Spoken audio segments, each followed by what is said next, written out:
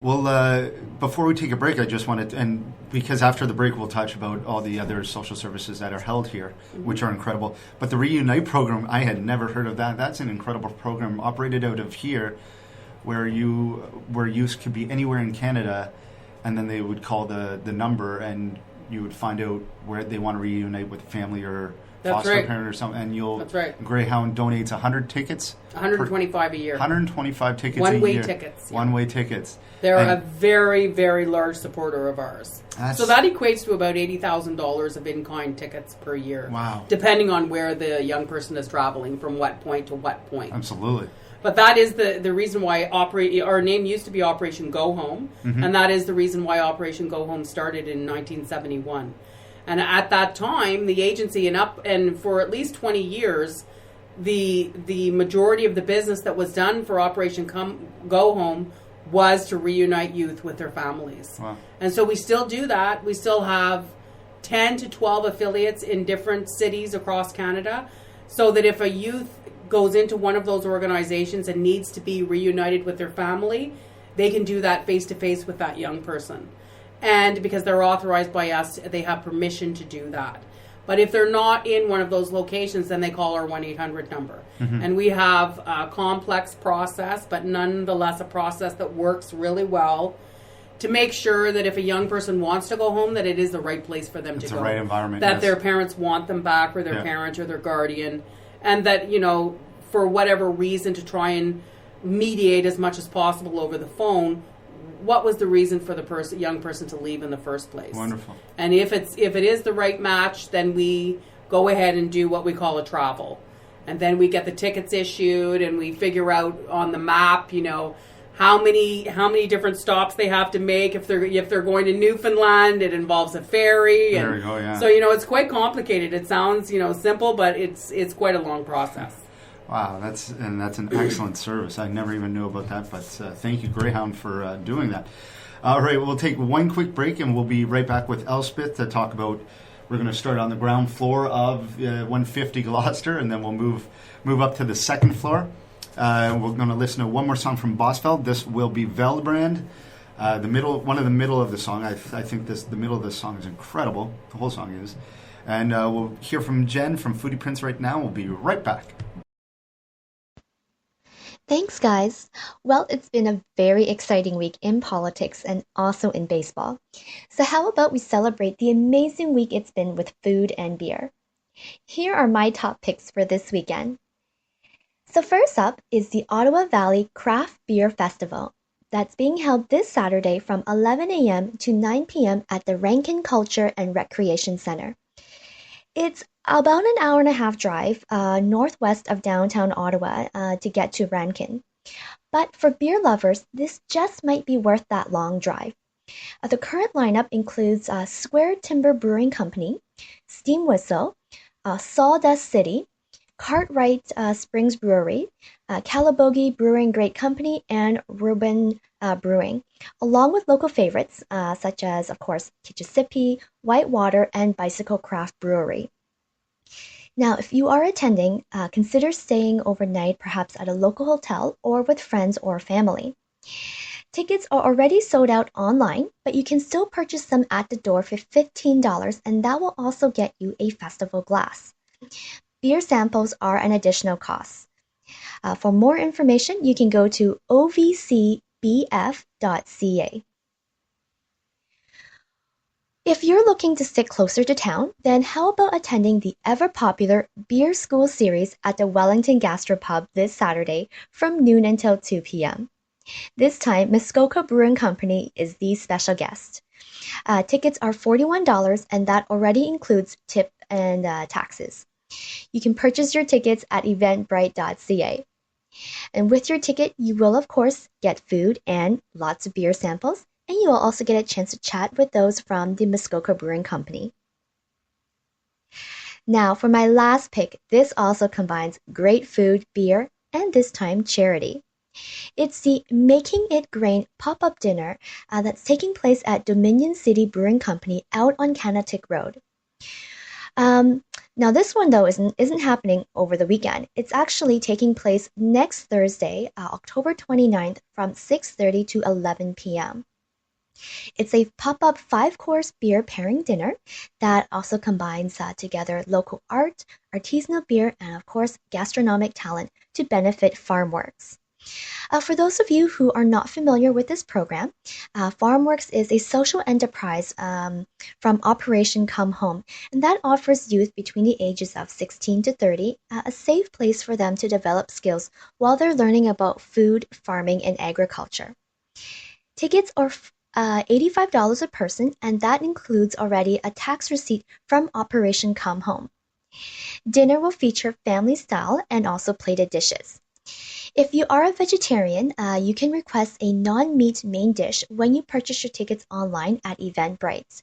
However, I should probably warn you though that not all courses will be exclusively vegetarian. Now, artwork from local artist Erin O'Neill will be on display that night and also available for purchase. Food-wise, Chef Stephen LaSalle from the Albion Rooms is in charge of the meal, with breads from Bread by Us Bakery and meat from Dave Wallace over at Around the Block Butcher Shop. This sounds like a really great event, so don't miss out on it. And that's it for me today. Till next time, have a great weekend.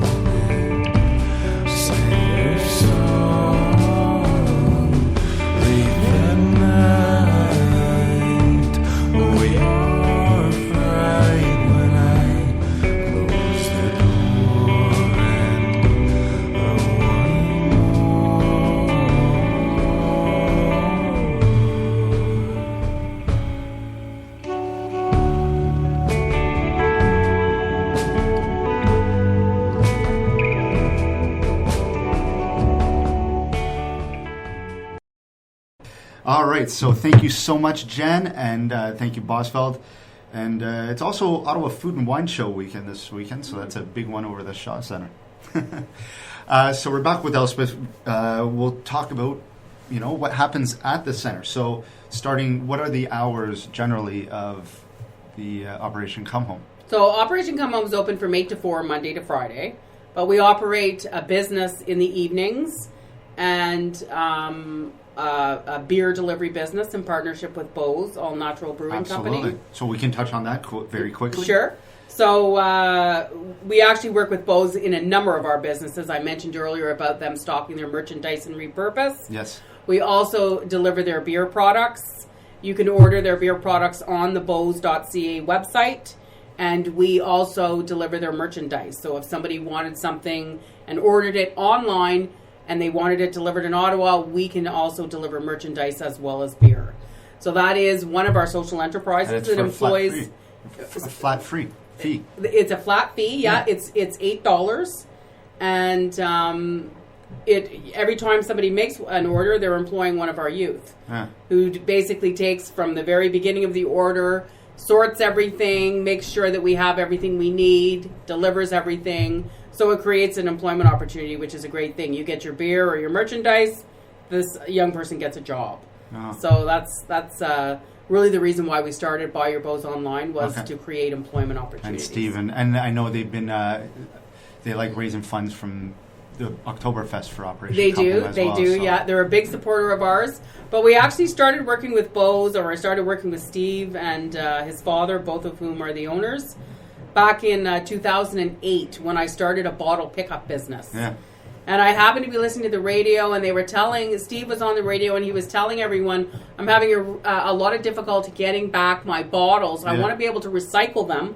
I don't want them crushed, which is what happens when they're returned to the beer store. Yes. So I happen to be starting this bottle pickup business, a commercial business, where I pick up empty bottles at restaurants, bars, condominiums. So I called him up and I said, listen, I think maybe we could pick up some of your bottles at the same time of picking up all these other bottles if we had like drop-off sites around the city. Yeah. So we started working with them on Bottle Works, which is our first social enterprise, the one we started in 2008.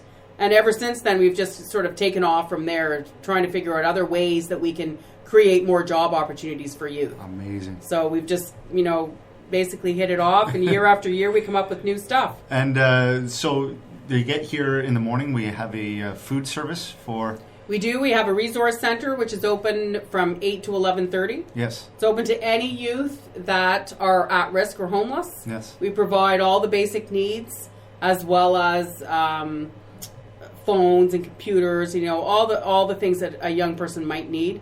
A lot of the youth that come here, honestly, are sleeping outside, especially at this time of year. Yeah. So they're going to need some dry clothes, sleeping bags, very basic water, very basic stuff that will keep them going until they get back the next day. And some services that they can get as well as there's a donation, or the Ottawa Food Bank comes in once a week on Thursdays to deliver food, and then some of the youth can get 10 items per week. They can, yeah. So actually the food bank just delivered today. They're great. Yeah. And so we sort everything out, and on Friday mornings, youth usually come Fridays because they know the delivery was made on Thursday, so they get all the best stuff. But they can have access to food, 10 items, whenever they want. They just have to sign a piece of paper saying that what they took, just so we can keep track So of it. you can get that down there, as well as the hot breakfast, which 5 days a week they can get the hot breakfast. They get a hot breakfast. Most of the hot breakfasts are made by volunteers.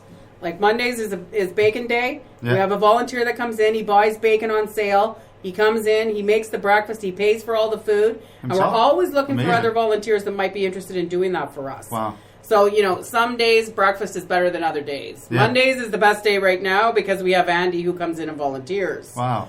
So, but yeah, we try to serve a hot breakfast, but it is based on what we get from the food bank. So that's excellent. And so down on the lower level, during their hours of 8 to 11, there's also a bunch of other services down here. There are. If they There's a wanna whole bunch of clinical services, for So example. that's amazing. We have a medical doctor, we have an addictions worker, a mental health worker, psychiatric nurse, we have a sexual health worker, we have 2 housing staff, we have the repurpose store is on the main floor and it opens up at 11 o'clock, so it operates from 11 to 4. Yeah. And with the housing, that's a new thing that's going. Housing First.